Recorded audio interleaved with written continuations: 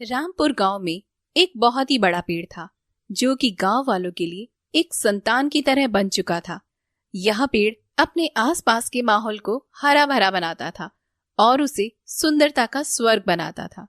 लोगों को इस पेड़ को देखने में बड़ा ही आनंद आता था और शांति की अनुभूति भी होती थी। उस पेड़ की छांव में बैठकर लोग घंटों घंटों बातें किया करते थे।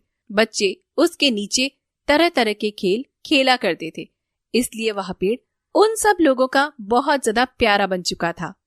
रामपुर गांव में एक बच्चा था जिसका नाम विनय था।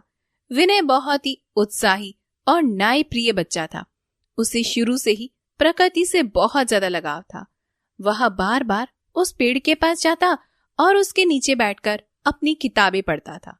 यह उसकी दिनचर्या का एक जरूरी हिस्सा बन चुका था। एक दिन जब विनय पेड़ के पास बैठकर किताब पढ़ रहा था, तभी एक बड़ा सा ट्रक गांव की सड़क से गुजर रहा था।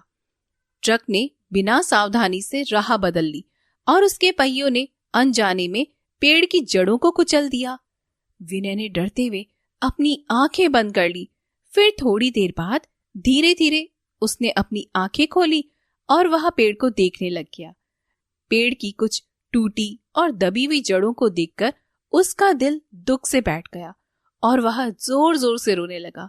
ट्रक ड्राइवर ट्रक से नीचे उतर कर आता है और फिर बोलता है, पता नहीं किन लोगों ने ये पेड़ लगा दिया, अभी बस मेरे ट्रक का नुकसान होते होते बच गया। अंकल, आप ऐसा क्यों बोल रहे हैं? इसमें इस पेड़ की क्या गलती? गलती तो आपकी है जो इस तरह तेजी से ट्रक चला रहे हैं। ए बच्चे, मैं पिछले 10 साल से ट्रक चला रहा हूं। अब तू मुझे बताएगा कि ट्रक कैसे चलाते हैं? वहीं पीछे से गांव वाले घटना स्थल पर आ रहे होते हैं, जिन्हें आता देखकर वह ड्राइवर घबराकर तेजी से अपना ट्रक लेकर निकल जाता है। सभी गांव वालों ने जल्दी से सामने की सड़क पर आकर देखा और दुखी होकर पेड़ को सहारा देने लगे। तभी लोगों ने पेड़ की कुचली हुई जड़ों पर कुछ जड़ी बूटी लगाई और पेड़ को देखते हुए उनके आंसू बहने लगे। थोड़े ही दिनों के अंदर वह पेड़ टक्कर लगने के कारण अब धीरे धीरे सूखने लगा था और उसकी पत्तियां पूरी तरह से सूख गई। लोगों ने पेड़ की सहायता के लिए जल्दी से एक माली को बुलाया, लेकिन उसने कहा कि पेड़ के लिए अब कुछ भी नहीं किया जा सकता है। विनय को यह सब देखकर बहुत ही ज्यादा दुख हुआ। वह सोचने लगा कि क्या होगा अब इस पेड़ का। उसने एक बार फिर से पेड़ की ओर देखा और एक आवाज सुनी, कृपया मुझे छोड़ दो, मुझे भी दर्द हो रहा है। विनय एकदम चौंक गया। उसने अपने आसपास देखा पर उसे कोई भी दिखाई नहीं दिया। तभी उसने देखा कि वह पेड़ ही अपना जीवन दान करने की बात कर रहा था। यह सुनकर विनय का दिल और भी ज्यादा दुखी हो गया। वह अपने मन की आवाज को सुनते हुए पेड़ की ओर बढ़ा और उसने पेड़ से पूछा, पेड़ जी, आपको क्या हुआ है? आप क्यों ऐसी बात कर रहे हैं? मेरी जड़ें कुचल दी गई हैं और मैं सूख रहा हूं। मेरा दर्द कोई नहीं समझता क्योंकि मैं पेड़ हूं, लेकिन मुझे भी दर्द होता है। मुझे भी जीने का अधिकार है। विनय ने उस पेड़ के दर्द को सुनकर अपने दिल में एक नई भावना को जागृत किया। वह समझ गया था कि हर जीव का जीवन अधिक महत्वपूर्ण है और हर जीव का दर्द समान होता है। उसने तुरंत अपने मित्रों और गांव वालों को बुलाया और उन्हें पेड़ के दर्द के बारे में समझाते हुए कहा, दोस्तों, इन पेड़ों में भी हमारी तरह ही जान होती है। इनको भी खुशी और दुख का एहसास होता है।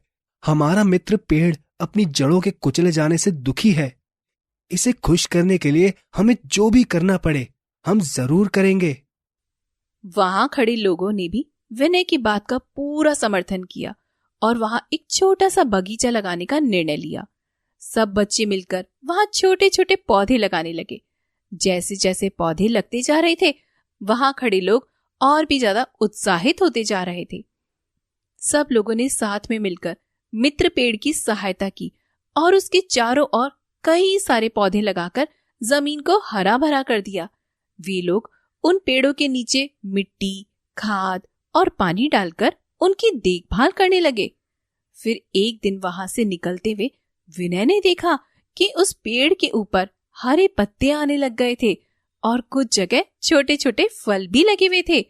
यह देखकर विनय बहुत ही ज्यादा प्रसन्न हुआ और खुशी खुशी सबको बुलाते हुए बोला, अरे सब जल्दी आओ और देखो, हमारा मित्र पेड़ फिर से जीवित हो रहा है। इस पर नए पत्ते और फल भी आने लगे हैं। वहां खड़े लोग भी खुश होकर उस पेड़ के नए पत्ते और फलों की ओर देखने लगे।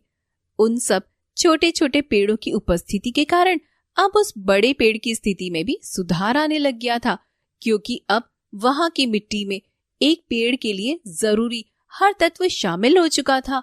उसके बाद धीरे धीरे पेड़ की स्थिति सुधरने लगी और उसकी जड़ें फिर से बड़ी होने लगी, उसके पत्ते फिर से घने होने लग गए और उसकी शाखाएं भी पुनः उज्ज्वलता और स्वास्थ्य से भर गई। तभी पेड़ ने अपने आसपास के लोगों की मदद के लिए उनका धन्यवाद व्यक्त किया और उन्हें फल, फूल और छाया देने का वादा भी किया। बेटा विनय और आप सब लोगों का मैं बहुत आभारी हूं। आप लोगों ने मुझे नया जीवन दिया है। अब मेरे जीवन का केवल एक ही लक्ष्य है कि आप लोगों की सहायता करना, और मुझसे जो भी संभव हो सकेगा वो मैं आप लोगों के लिए करूंगा। पेड़ जी, आप ऐसा मत बोलिए। आपने पहले ही हमें बहुत कुछ दिया है। ये जो हम सांस लेते हैं, इसकी ऑक्सीजन भी आप ही हमें देते हैं। ये जो हमारा वातावरण है, उसको ठंडा रखने का काम भी आप ही करते हैं। हमें भूख लगती है तो खाने के लिए फल भी हमें आप ही देते हैं।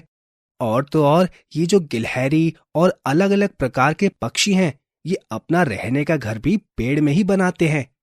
हम भली भांति जान गए हैं कि पेड़ हमारे लिए कितने महत्वपूर्ण हैं और हम सबको पेड़ों की कितनी आवश्यकता है। इसीलिए हम सब ने मिलकर ये प्रण लिया है कि हम ज्यादा से ज्यादा पेड़ लगाएंगे। और मैंने तो ये भी सोच लिया है कि मैं अपने जन्मदिन पर केक काटने की जगह हर साल एक नया पेड़ लगाऊंगा। यह सुनकर पेड़ की आंखों में आंसू आ जाते हैं और वह अपने ऊपर लगे हुए फलों को नीचे गिराने लगता है, जिससे बच्चे बड़े ही खुश हो जाते हैं और बड़े चाव से खुशी खुशी उन फलों को खाने लगते हैं। इस कहानी से हमें यह सीखने को मिलता है कि प्रकृति के साथ हमें नेकी और सहानुभूति रखना हमारा कर्तव्य होता है। हमें उनके दर्द को समझना चाहिए और उनकी मदद करनी चाहिए। प्रकृति हमारी माँ है और हमें इसकी रक्षा करनी चाहिए, और अगर हम इसकी सेवा करेंगे तो यह हमें हमेशा शांति और सुखद जीवन भी देगी। हेलो दोस्तों, हमारे इस चैनल को सब्सक्राइब करने के लिए यहाँ क्लिक कीजिए। Thank you.